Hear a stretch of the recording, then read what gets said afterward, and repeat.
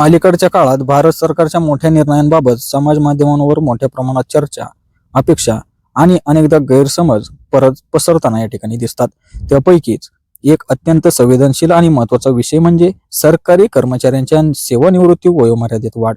काही दिवसांपासून social media, WhatsApp forward, YouTube video आणि पेपर कटिंगच्या माध्यमातून असा दावा केला जात होता की केंद्र सरकारने 1 एप्रिल 2025 पासून सेवानिवृत्तीचे वय 60 वरून 62 वर्षे करण्यास मंजुरी दिली आहे. या दाव्यामुळे सरकारी कर्मचारी, निवृत्तीच्या उंबरठ्यावर असलेले अधिकारी तसेच स्पर्धा परीक्षांची तयारी करणारे लाखो तरुण यांच्यात संभ्रमाचे वातावरण निर्माण झाले. काहींना दिलासा वाटला तर काहींमध्ये तीव्र चिंता आणि असंतोष पसरला. मात्र या सर्व चर्चांमागील वास्तव नेमकी काय आहे हा प्रश्न या ठिकाणी महत्त्वाचा ठरतो. तर याबद्दल आपण आज सविस्तर माहिती जाणून घेणार आहे. त्याआधी जे कोणी आपल्या चॅनलवर नवीन असतील त्यांनी आपल्या चॅनल सबस्क्राईब करून घ्या, जेणेकरून नवनवीन मराठी अपडेटिंग माहिती तुमच्यापर्यंत सर्वात आधी पोहोचत जाईल. तर जास्त वेळ वाया न घालवता आज आपण व्हिडिओला सुरुवात करूया. आता पहिला मुद्दा म्हणजेच निवृत्ती वय 62 करण्याचा दावा सत्य की नेमकी अफवा. सर्वप्रथम स्पष्टपणे सांगणे आवश्यक आहे की केंद्र सरकारच्या कोणत्याही मंत्रालयाने, विभागाने किंवा अधिकृत अधिसूचनेद्वारे निवृत्ती वय 62 वर्ष करण्याचा निर्णय जाहीर केलेला नाही. म्हणजेच 1 एप्रिल 2025 पासून निवृत्ती वय वाढणार असल्याचा दावा पूर्णपणे खोटा आणि दिशाभूल करणारा देखील आहे. सरकारने यापूर्वीही अनेक वेळा स्पष्ट केले आहे की अशा प्रकारचा निर्णय अचानक घेतला जात नाही. सेवानिवृत्ती वयोमर्यादा हा केवळ प्रशासकीय मुद्दा नसून तो देशाच्या रोजगार धोरणाशी, आर्थिक व्यवस्थेशी आणि सामाजिक संतुलनाशी थेट संबंधित विषय आहे. त्यामुळे कोणताही बदल करण्यापूर्वी विस्तृत चर्चा, अभ्यास, अहवाल आणि विविध घटकांचे मत विचारात या ठिकाणी घेतले जाते. आता जाणून घेऊया सध्याची सेवानिवृत्ती वयोमर्यादा केंद्र आणि राज्ये. सध्या केंद्र सरकारच्या कर्मचाऱ्यांचे सेवानिवृत्ती वय 60 वर्ष आहे. हे वय 1998 मध्ये 58 वरून 60 वर्ष करण्यात आले होते. त्यानंतर अनेक राज्यांनीही आपल्या कर्मचाऱ्यांच्या निवृत्ती वयात बदल देखील केले. मात्र आजही राज्यगणिक वयोमर्यादेत फरक या ठिकाणी दिसून येतो. महाराष्ट्रामध्ये 58 वर्षे, गुजरातमध्ये 58 वर्ष, केरळमध्ये 56 वर्ष तर अनेक इतर राज्यांमध्ये 60 वर्ष. या असमान धोरणांमुळे केंद्र व राज्य सेवांमधील कर्मचाऱ्यांमध्ये अनेकदा गोंधळ देखील निर्माण होतो. पदोन्नती, भरती प्रक्रिया आणि सेवा अटींवर याचा परिणाम या ठिकाणी मोठ्या प्रमाणात आढळून येतो. आता जाणून घेऊया मुख्य मुद्दा, निवृत्ती वय वाढण्याला नेमका विरोध का? सेवानिवृत्ती वयोमर्यादा वाढवण्याच्या प्रस्तावाला समाजातील सर्व स्तरांमधून समर्थन मिळते असे नाही. विशेषतः तरुण वर्ग आणि स्पर्धा परीक्षांची तयारी करणारे विद्यार्थी या निर्णयाला तीव्र या ठिकाणी विरोध देखील करतात. आता विरोधामागील प्रमुख कारणे देखील पाहून घ्या. पहिला मुद्दा म्हणजेच नवीन भरतीला अडथळा. वयोमर्यादा वाढल्यास विद्यमान कर्मचारी अधिक काळ सेवेत राहतात. त्यामुळे रिक्त होणाऱ्या पदांची संख्या घटते आणि नवीन भरती प्रक्रियेला या ठिकाणी विलंब देखील होतो. तर दुसरं म्हणजेच बेरोजगारीत वाढ. आधीच वाढलेल्या बेरोजगारीच्या समस्येत भर पडते. लाखो तरुण अनेक वर्ष सरकारी नोकरीच्या प्रतीक्षेतच या ठिकाणी राहतात.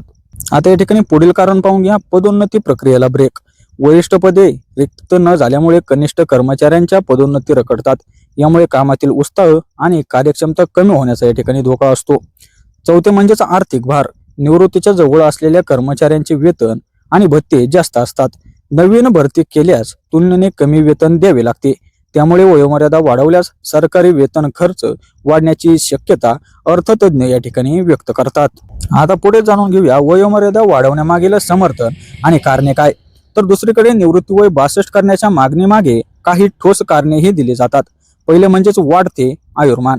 वैद्यकीय सुविधा, आरोग्य सेवा आणि जीवनमान सुधारल्यामुळे भारतीय नागरिक अधिक काळ निरोगी राहू शकतात. त्यामुळे 60 वर्षानंतरही अनेक अधिकारी या ठिकाणी कार्यक्षम असतात. तर दुसरं म्हणजेच अनुभवाचा लाभ. अनुभवी अधिकाऱ्यांचे ज्ञान, कौशल्य आणि निर्णय क्षमता प्रशासनासाठी मौल्यवान असते. निवृत्तीनंतर अनेक अधिकाऱ्यांना करार पद्धतीने पुन्हा सेवेत घेतले जाते. यावरून अनुभवाची गरज या ठिकाणी स्पष्ट देखील होत असते. तर पुढील तिसरे म्हणजेच पुनर्नियुक्ती या ठिकाणी टाळता येईल.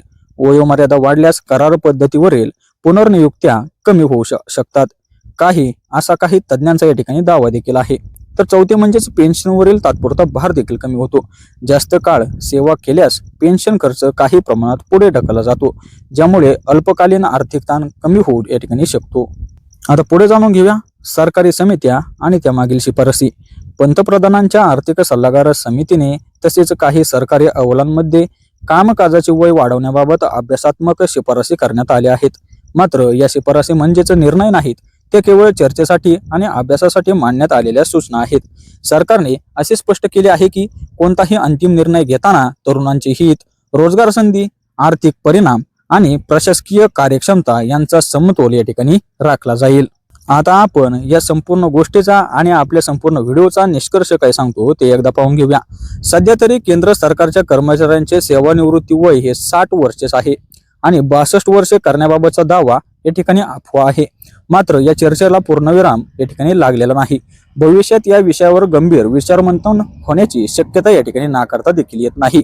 सेवानिवृत्ती वयोमर्यादा हा केवळ एक नियम नाही, तर तो देशाच्या रोजगार संरचनेचा, आर्थिक धोरणांचा आणि सामाजिक समतोलाचा या ठिकाणी कणा आहे. त्यामुळे कोणताही निर्णय घेताना सर्व घटकांचा सहभाग, आकडेवारीचा अभ्यास आणि व्यापक चर्चा होणे या ठिकाणी अत्यावश्यकच आहे. सरकारी अधिसूचना येईपर्यंत सोशल मीडियावरील अफवांवर तुम्ही विश्वास ठेवू नका. हाच शहाणपणाचा या ठिकाणी मार्ग आहे. तर ही होती आजची आपली अपडेटिंग अशी माहिती कशी वाटली ते तर नक्कीच कळवा. पण त्याआधी जे कोणी आपल्या चॅनलवर नवीन असतील त्यांनी आपल्या चॅनल सबस्क्राईब करून घ्या, जेणेकरून नवनवीन मराठी अपडेटिंग माहिती तुमच्यापर्यंत सर्वात आधी पोहोचत जाईल. तर भेटूया अशाच पुढील व्हिडिओच्या माध्यमातून. तोपर्यंत धन्यवाद.